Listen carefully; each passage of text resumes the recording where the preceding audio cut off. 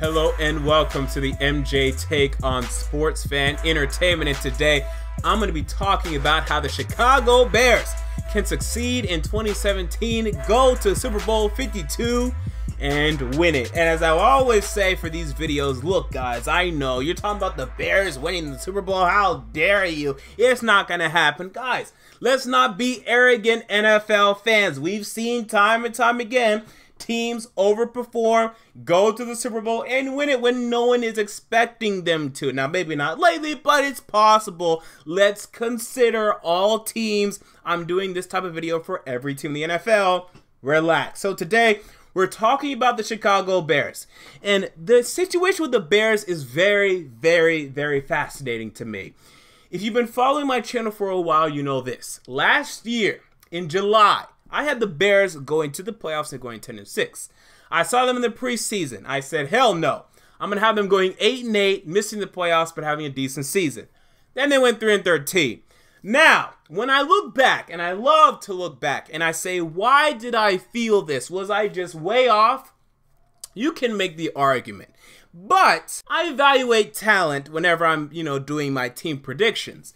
And the Bears have talent on their roster. This is important to say. In fact, they ended up having more talent than I thought because I did not foresee Jordan Howard having the type of season that he had.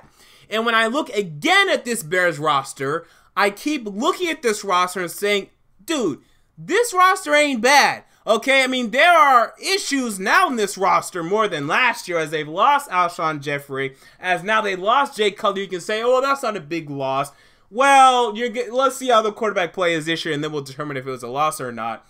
And, their cornerback position, to me, lost some certainty. But with that said, I still look at this Bears roster, and I say, hey, it's not that bad, okay? If they could just exceed expectations a bit, come together as a team, right, and have a nice team mentality of, hey, we're the underdogs, we're going to come out, we're going to have a good season. It would not shock me if the Bears went like 8-8 this season. But with that said, we're talking about how they can win the Super Bowl. So we're going to be a little ridiculous. So let's start with key number one.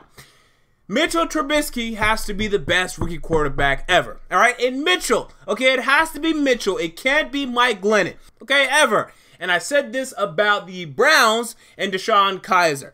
If you, as the Chicago Bears, want to win the Super Bowl, what will it require? It will require a force, an enigma, something extravagant at the quarterback position. And this can only be provided to me by Mitchell Trubisky. Mike Glennon doesn't have it, okay? He just don't have it in him. The Bucs begged, pleaded, asked, please show us something, and he could never do it, right? So I don't want to hear about Mike Glennon potentially leading the Bears to the Super Bowl.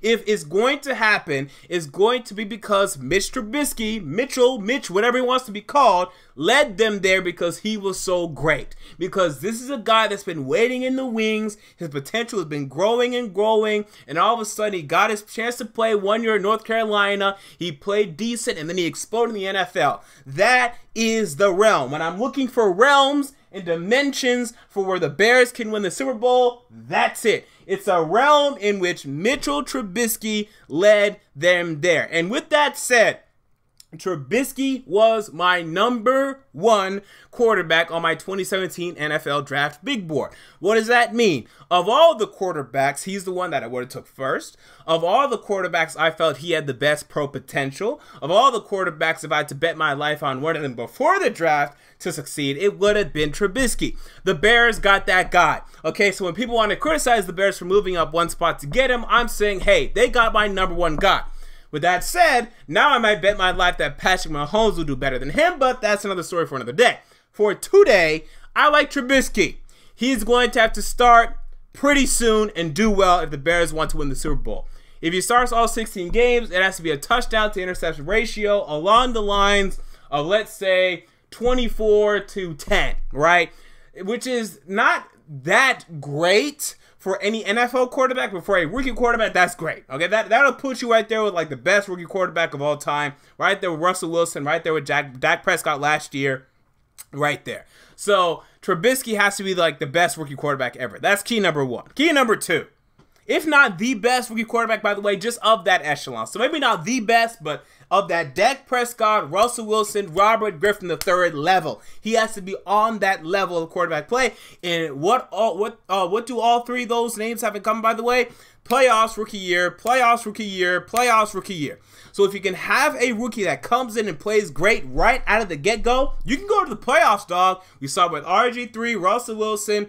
We also saw it with Andrew Luck. And we also saw it with Dak Prescott. That's key number one for the Bears to win Super Bowl 52. Key number two, the Bears defense has to be elite. And I don't think it's that far off. I don't think this is too far-fetched. Now, with that said, I don't think they're going to do this, but in this realm where they get to Super Bowl 52, where they win it, it's because the Bears defense was elite. Now, what do I like about this defense? Well, let's start with the middle of the defense. Let's start with the middle of the linebacking core. You have Danny Trevathan and Jarrell Freeman at your inside linebacker situation there. Now, they weren't healthy last year. Trevathan missed like the whole year or something like that, damn near close to it, and he may not even start this year, which also sucks because he's still coming back from his injury. But if you can somehow get these two healthy, that could be the best inside linebacker duo in the NFL. They're great, okay, as long as they're healthy, which is a big if, which is a huge if, but it's an if. We move on to the outside of the linebacking core. You have Pernell McPhee, who again has had trouble staying healthy, but when he's on the field, he's made an impact, okay? He has shown 10+ sack potential.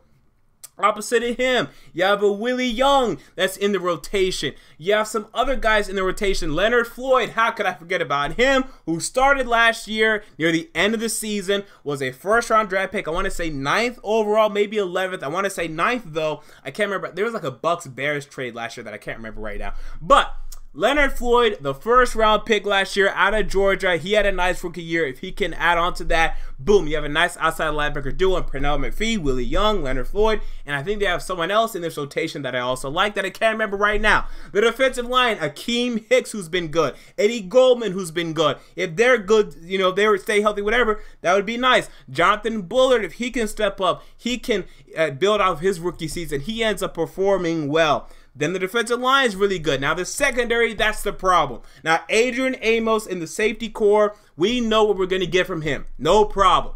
Outside of him, we don't know crap. Deion Bush didn't do much last year. Harold Jones-Cordy didn't do much last year. That's pretty much it for the safety core. They drafted Eddie Jackson, though, out of Alabama in, I want to say, the 4th round, maybe the 3rd.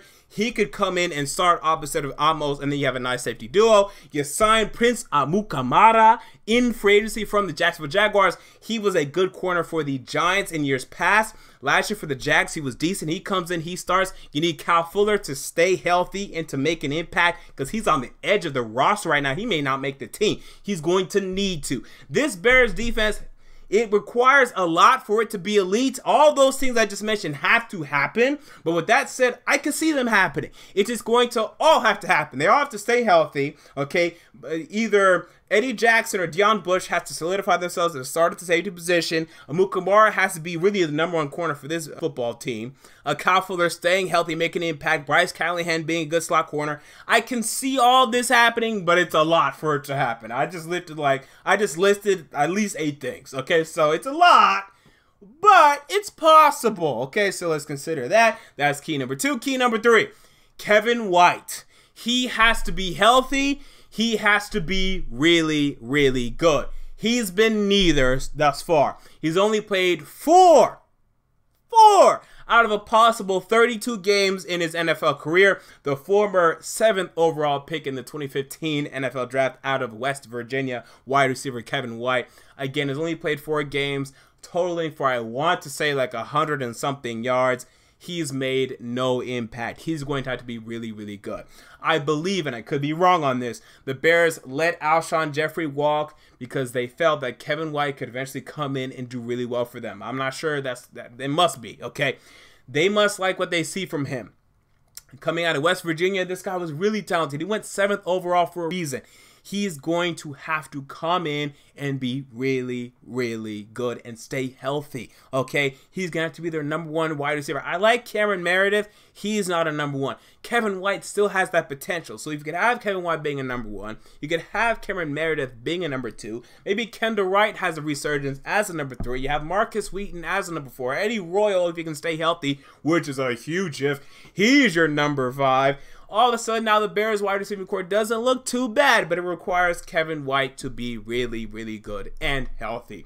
So there you go. That is key number 1, 2, and 3 for the Bears to make the Super Bowl and win it. Again, even though I don't think this is what's going to happen, I can see a realm. I can see a dimension in which all of these things work right for the Bears. All of these things happen, and the Bears are heading in the right direction. But with that said, how do I feel the Bears will actually do this season? You're going to have to subscribe and stick around for that, for my Bears season preview that will be released probably in July for this football team. And I will give you my official season prediction there for the Bears and whether or not I have them going to the Super Bowl or the playoffs or going 3-13 yet again. There you go, guys. I hope you enjoyed the video. If you did, make sure to like, comment, and most importantly, to subscribe. This has been the MJ Take on Sports Fan Entertainment, and I'm out. Peace.